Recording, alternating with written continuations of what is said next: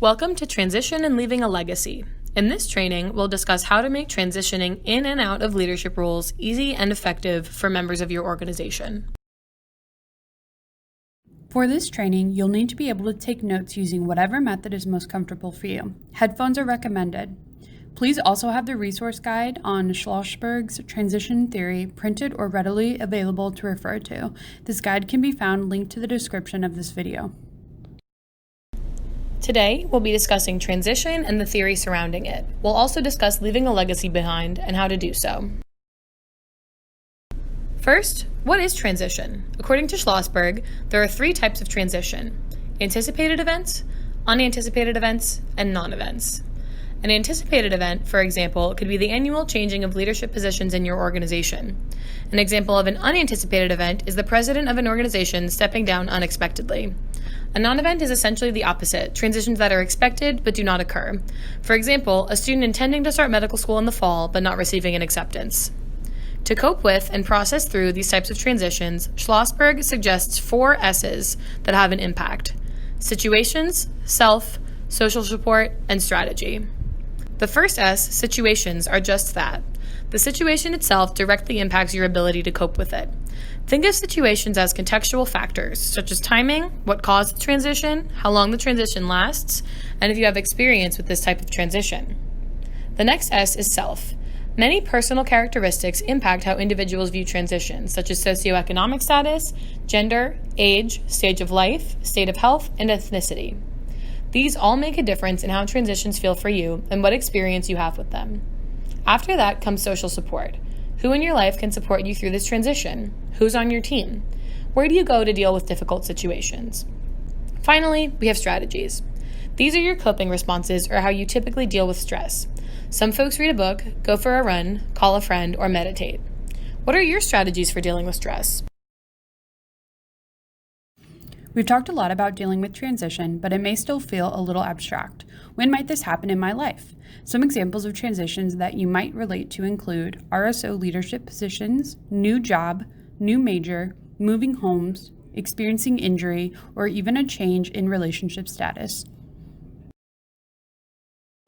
Now, let's make this relevant for your personal life. First, list 3 transitions you've experienced in your life. They don't necessarily have to do with your RSO. Then, categorize them according to transition theory. Are they anticipated events, unanticipated events, or non-events?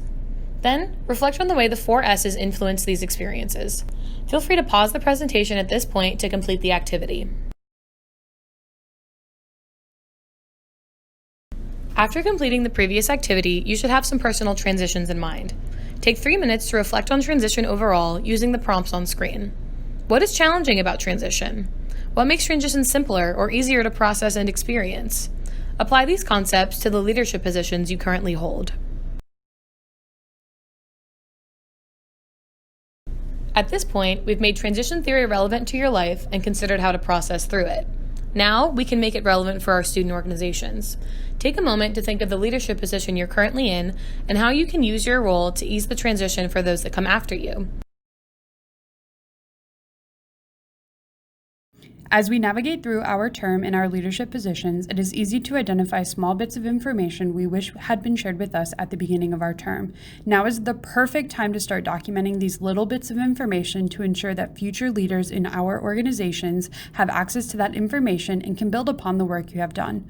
Whether you just keep a simple 1-page document of notes that you share with your successor, or you complete the entire transition document template that can be found on the SEO website, you will ensure that those that follow you will have the pertinent information they need to do their job.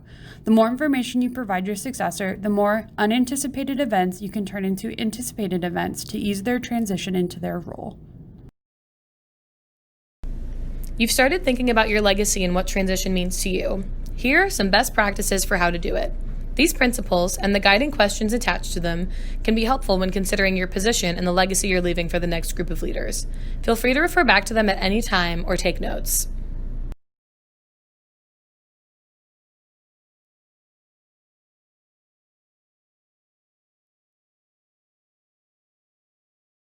To end this program, we'll leave with 2 questions. Will your legacy continue to be sustained when you move on to your next step? If you're unsure, this presentation hopefully gave you some steps to act toward. How can you contribute to people around you being successful? Hopefully, now you have a better idea. Congratulations on completing this training. To earn credit for this training, please complete the post-assessment linked to the description of this video. To receive PAW program credit, please submit a completed transition document that was mentioned earlier in this presentation to the Student Engagement Office.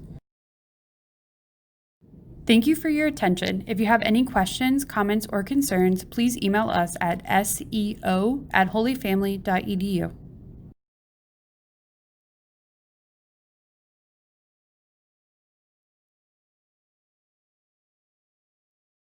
The template for this presentation was found on slidecarnival.com, a great free resource for slides presentations. All